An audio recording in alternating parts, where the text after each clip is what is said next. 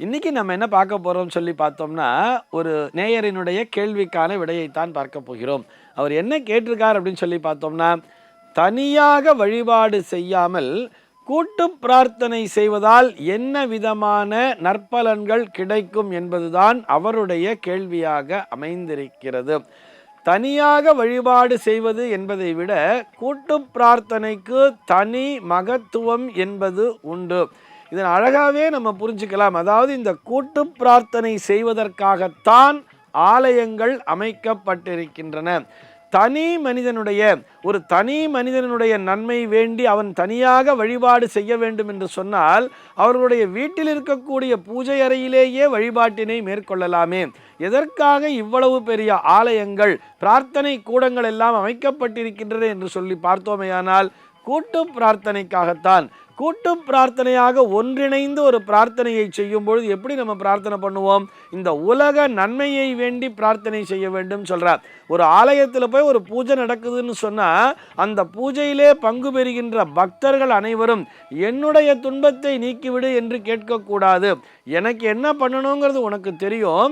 இந்த உலகத்திற்கு தேவையான பிரதி மாதம் மும்மாரி பொழிய வேண்டும், நீர்நிலைகள் நிரம்ப வேண்டும், விவசாயம் தழைக்க வேண்டும், எங்குமே பசி பஞ்சம் பட்டினி என்கின்ற அந்த வார்த்தைக்கே இடமில்லாமல் வளமானது நிறைந்திருக்க வேண்டும் என்ற பிரார்த்தனையை முன்வைக்க வேண்டும்.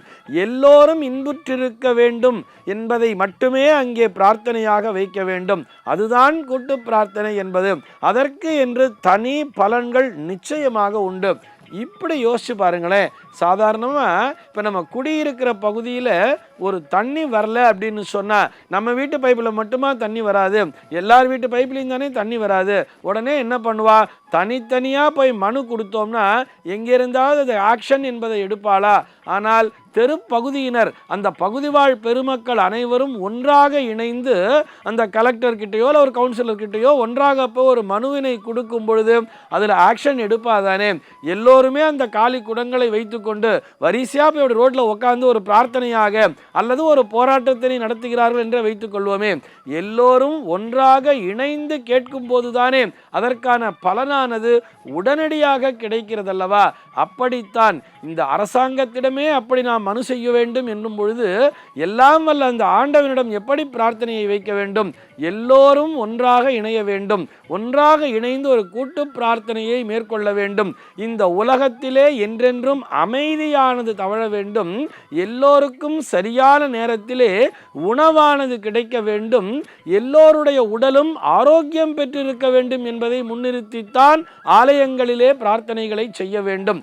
ஒரு ஆலயத்தில் 6 கால பூஜை நடக்குதுன்னு சொன்னால் ஒவ்வொரு கால பூஜையின் பொழுதும் அந்த குருக்களானவர் அங்கே ஸ்வஸ்தி வச்சனம் என்கின்ற பெயரிலே இந்த மந்திரத்தினை சொல்வார். அவர் சொல்லி முடிக்கும் போது எப்படி தெரியுமா சொல்லுவார்? கடைசியாக முடிக்கும் பொழுது சர்வே ஜனாஹா சுகினோ பவந்து, லோகா சமஸ்தா சுகினோ பவந்து என்று சொல்லி இந்த உலக மக்களினுடைய இந்த லோகா சமஸ்தான்னு சொல்றார். இந்த உலகத்திலே வாழுகின்ற மக்கள் எந்த இனத்தை சார்ந்தவர்களாக இருந்தாலும் சரி, எந்த நாட்டை சேர்ந்தவர்களாக இருந்தாலும் சரி, அது ஏழையாக இருந்தாலும் சரி, பணக்காரர்களாக இருந்தாலும் சரி, யாராக இருந்தாலும், இளைஞர்களானாலும் சரி, முதியோர்களானாலும் சரி, இந்த பேதம் ஏதுமின்றி எல்லோரும் இன்புற்றிருக்க வேண்டும் என்கின்ற அந்த உயரிய பிரார்த்தனையை முன்வைத்து லோகா சமஸ்தா சுகினோ பவந்து என்கின்ற அந்த ஸ்வஸ்தி வச்சனத்தை மேற்கொள்கிறார்கள். அந்த நேரத்திலே நாமும் அந்த அர்ச்சகரோடு இணைந்து கூட்டு பிரார்த்தனையை மேற்கொள்ள வேண்டும். ஒரு ஆலயத்தில் ஒரு தீபாராதனை நடக்கிறதுன்னு சொன்னால் தங்களுடைய கரங்களை தூக்கி மெய்மறந்து நமஸ்காரம் பண்ணுறோம் இல்லையா? அந்த நேரத்திலே நீங்கள் வைக்கின்ற அந்த கூட்டு பிரார்த்தனையானது நிச்சயமாக நிறைவேறும். இதை நம்ம ப்ராக்டிக்கலாகவே செக் பண்ணி பார்க்கலாம். ஒரு ஊரில் மட்டும் பார்த்தோம்னா எந்த விதமான நோயும் தாக்காமல் எல்லோரும் ஆரோக்கியமாக இருக்கிறார்கள் அப்படின்னு சொல்லி பார்த்தோம்னா அங்கே எல்லோரும் ஒன்றாக இணைந்து கூட்டு பிரார்த்தனையை மேற்கொண்டிருக்கிறார்கள் என்பதுதான் பொருள். அதுதான் அதற்கான மகத்துவம். ஆக தனித்து வழிபடுவதை விட ஒரு கூட்டு பிரார்த்தனையின் மூலமாக செய்யப்படுகின்ற அந்த வழிபாட்டிற்கு உடனடியாக பலன் கிடைக்கும் என்பதே நம்முடைய சனாதன தர்மம் சொல்லிக் கொடுக்கின்ற ஒரு மிக அற்புதமான விஷயம். சர்வே ஜனாஹ சுகினோ பவந்து.